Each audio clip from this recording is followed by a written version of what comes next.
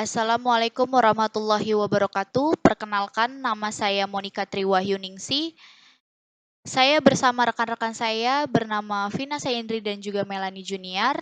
Kami dari kelas 642B26 ingin mempresentasikan mengenai akuntansi keuangan menengah dan praktik. Untuk melengkapi tugas akuntansi keuangan menengah dan praktik.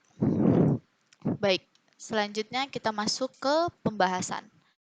Pembahasannya yaitu ada pencatatan penanaman modal dalam obligasi, penjualan obligasi sebelum tanggal jatuh tempo, pelunasan obligasi sebelum tanggal jatuh tempo, pertukaran obligasi, utang jangka pendek, definisi utang, definisi utang lancar, jenis-jenis utang lancar, jenis-jenis utang lancar yang jumlahnya belum pasti, jenis-jenis utang lancar yang jumlahnya pasti, pengertian utang bersyarat, tingkat kemungkinan timbulnya utang bersyarat, dan juga yang terakhir contoh utang bersyarat. Baik, langsung saja kita masuk ke materi. Yang pertama, pencatatan penanaman modal dalam obligasi. Obligasi yang dibeli untuk tujuan penanaman modal jangka panjang dicatat dengan jumlah harga perolehannya, yaitu harga beli ditambah semua biaya pembelian seperti komisi, materai, provisi, dan lain-lain. Apabila harga beli berbeda dengan nilai nominal obligasi, selisihnya disebut agio atau disagio obligasi. Agio obligasi adalah selisih harga beli obligasi di atas nilai nominal, sedangkan disagio obligasi adalah selisih harga beli obligasi di bawah nilai nominal. Obligasi yang dimiliki dengan cara ditukar dengan aktiva, harga perolehannya dihitung sebesar harga pasar aktiva tersebut. Apabila obligasi dibeli di antara tanggal pembayaran bunga, pembeli membayar harga beli ditambah bunga berjalan, yaitu bunga sejak tanggal pembayaran bunga terakhir sampai tanggal pembelian obligasi. Pembayaran bunga berjalan ini bukan merupakan harga perolehan obligasi.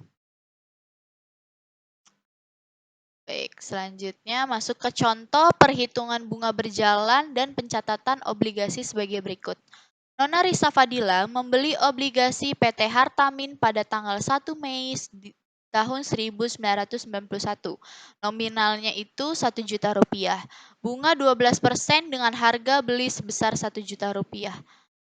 Biaya pembelian yaitu komisi dan materai sebesar Rp25.000. Bunga obligasi dibayar setiap tanggal 1 Maret dan 1 September. Harga perolehan obligasi dan bunga berjalan dihitung sebagai berikut. Lalu perhitungannya, harga obligasi 1 juta rupiah, komisi dan materainya Rp25.000, kemudian dijumlahkan menjadi harga perolehan obligasi yaitu Rp1.025.000. Lalu bunga berjalan dari tanggal 1 Maret sampai 1 Mei, 2 dibagi 12 dikali 12% dikali 1 juta rupiah, yaitu hasilnya menjadi Rp20.000.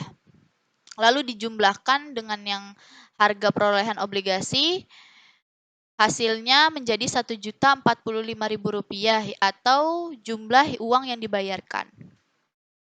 Jurnal yang dibuat oleh Nona Risa Fadila untuk mencatat pembelian obligasi di atas sebagai berikut, yaitu penanaman modal dalam obligasinya Rp1.025.000, pendapatan bunga obligasi Rp20.000, kasnya menjadi Rp1.045.000.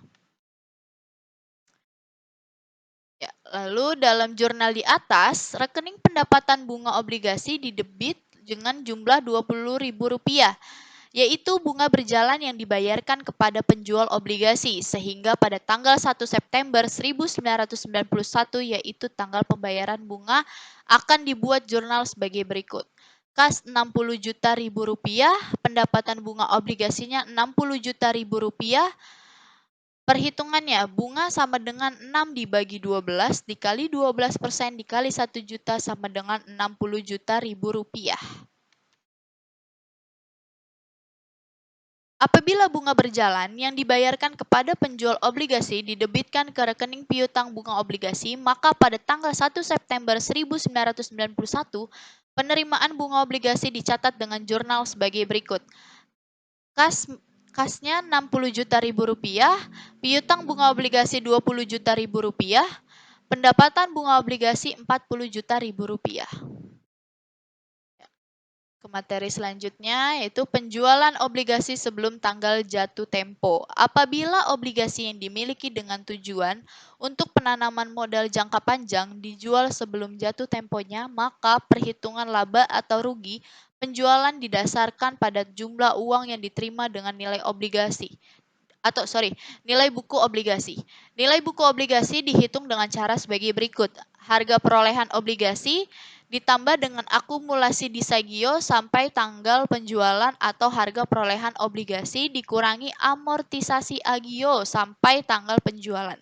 Misalnya, obligasi yang dibeli dalam contoh di atas. Pada tanggal 1 April di tahun 1993 dijual dengan harga Rp1.015.000 atau sesudah dikurangi komisi dan lain-lain. Lalu laba rugi dihitung sebagai berikut. Harga perolehan obligasi Rp1.066.000.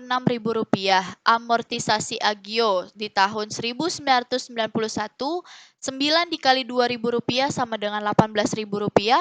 Di tahun 1992 sama dengan 12 dikali Rp2.000, yaitu Rp24.000. Di tahun 1993, 3 dikali Rp2.000 sama dengan Rp6.000.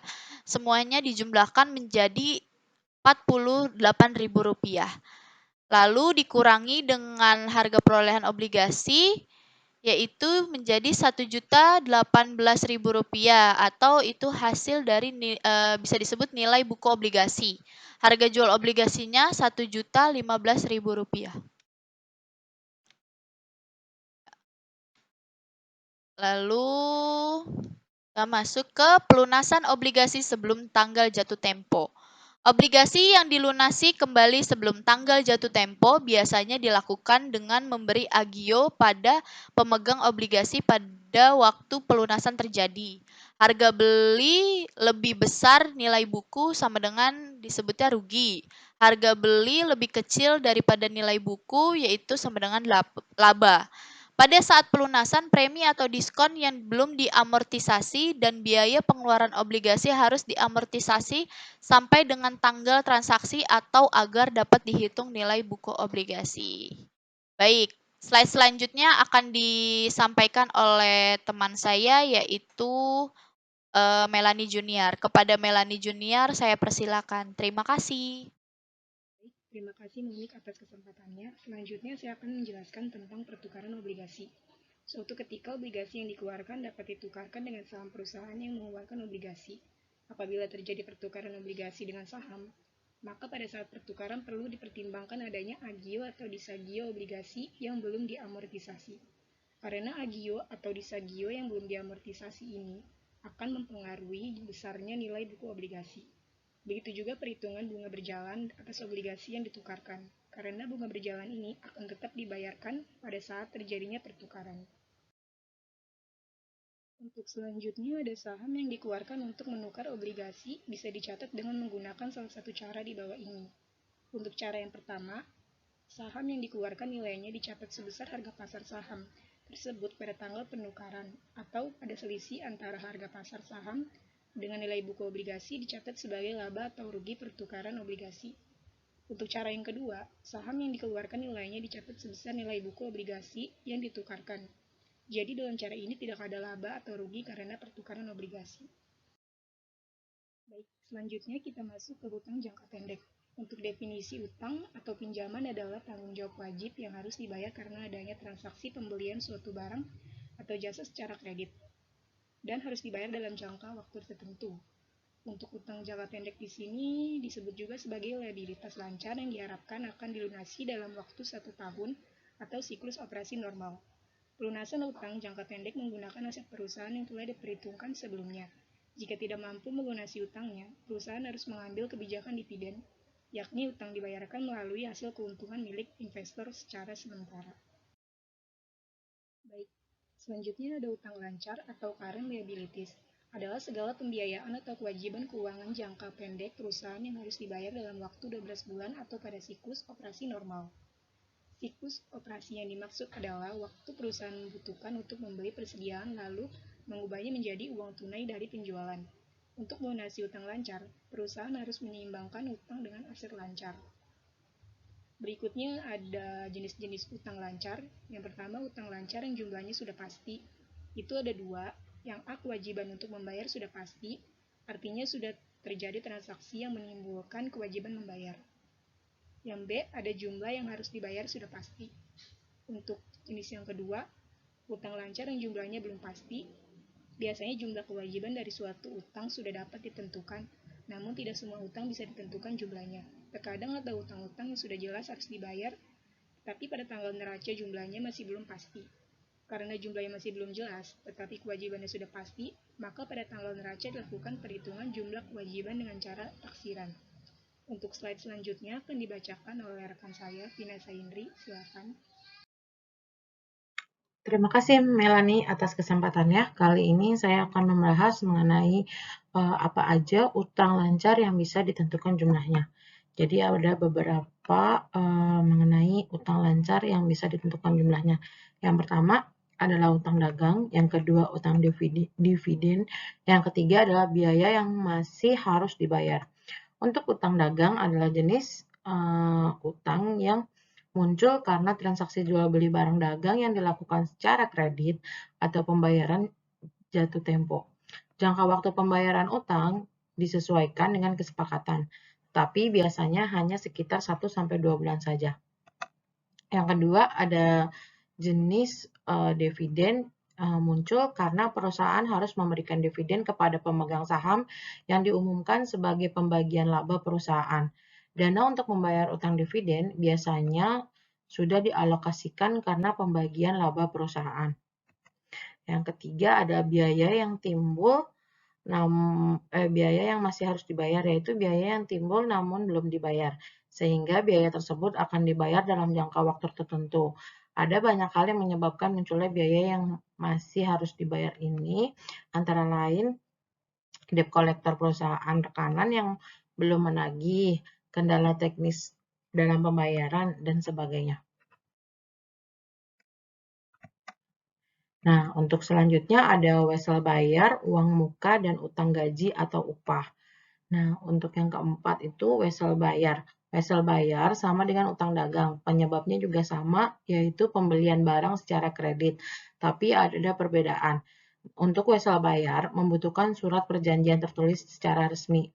Ada tanda tangan kreditur dan debiturnya. Beda dengan utang dagang yang buktinya hanya nota penjualannya saja. Wesel bayar lebih formal, lebih resmi, dan ada hitam di atas putihnya tanda tangan kertas. Terus untuk yang kelima ada uang muka atau biasa disebut dengan down payment atau DP.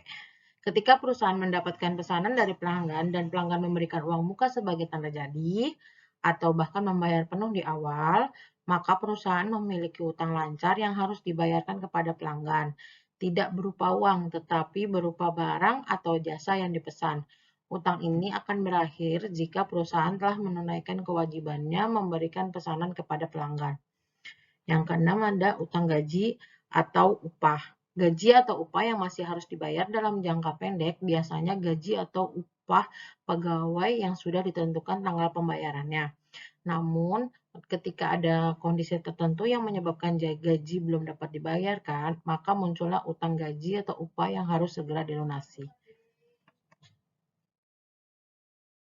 Ya, untuk selanjutnya ada utang lancar yang bisa ditaksir jumlahnya.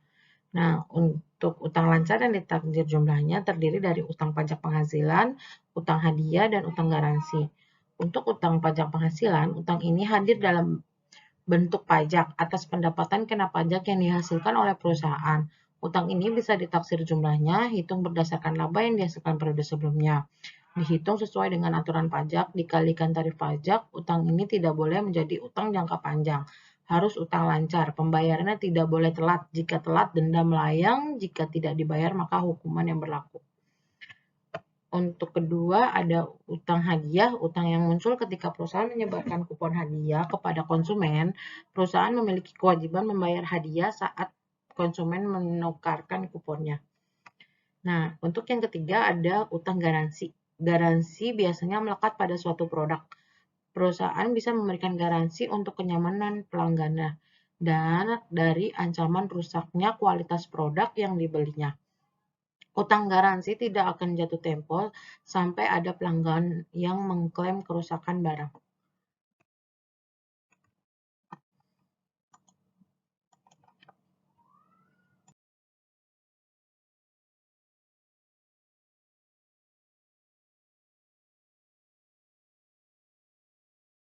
Ya, untuk selanjutnya ada utang bersyarat. Nah, pengertian dari utang bersyarat adalah hutang bersyarat adalah pemberian harta kepada orang lain dapat ditagih kemudian hari atau di mana kembali tanpa adanya imbalan dengan adanya syarat dalam akad utang piutang.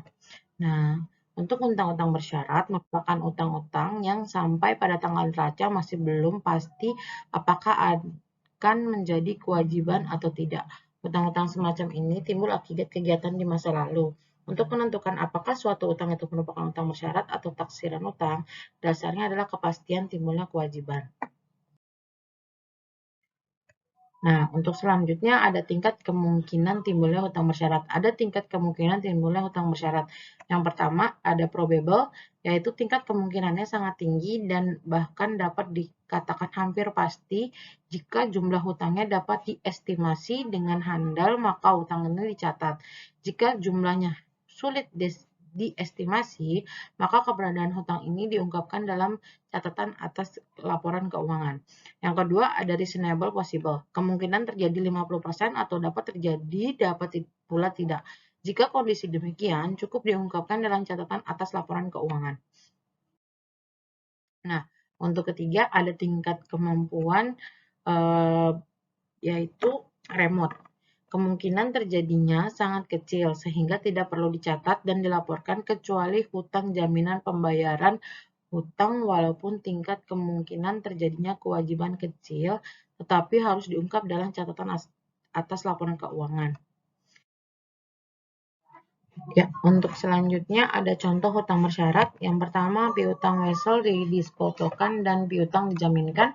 Yang kedua ada sengketa hukum. Yang ketiga, tambahan pajak yang belum jelas kepastiannya. Yang keempat, jaminan terhadap hutang anak perusahaan. Yang kelima, garansi terhadap penurunan harga barang-barang yang akan dijual.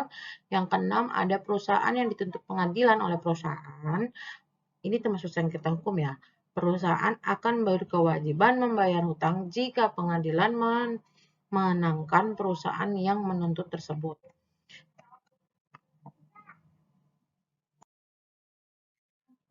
Oke, selesai sampai di sini. Demikian presentasi dari kelompok 8.